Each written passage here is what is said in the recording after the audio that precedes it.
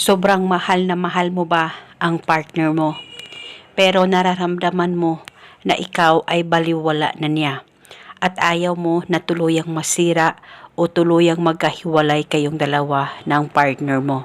Ngayon, may ituturo ako sa inyo upang ikaw at ikaw lamang ang mamahalin ng mahal mo, malayo o malapit man kayong dalawa sa isa't isa. At itong ritual na ibabahagi ko sa inyo ngayon ay napaka-epektibo, basta dapat palaging buo ang loob at tiwala mo sa mga ganitong pamamaraan. Pwede mo ito gawin sa kahit na anong araw o oras na gusto mo. At paniguradong habang buhay, mamahalin ka ng partner mo.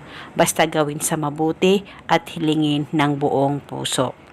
Ang gagawin mo lamang ay kumuha ka ng bote. Maliit na bote ay pwedeng gamitin na may takip. At pagkatapos ay lagyan mo lamang ito ng kalahating suka. Kahit anong suka na meron ka ay pwedeng gamitin sa ritual na ito. At pagkatapos mo nang malagyan ito ng suka, ay kumuha ka lamang ng isang butil na bawang. Hiwa-hiwain nyo po ang bawang ng maliliit. At pagkatapos ay maglagay ka ng kaunting asin. At pagkatapos nito ay kumuha ka ng papel at panulat at isulat mo ito sa papel. Pangalan at apelyido. Ako at ako lamang ang mamahalin mo habang buhay. Isulat mo lamang ito ng isang beses. Pangalan at apelyido ng target at hiling. At pagkatapos mo na itong masulat ay itupi o i-roll ang papel at isilid ito sa loob ng bote. At nang malagay mo na lahat, ay hawakan saglit ang bote.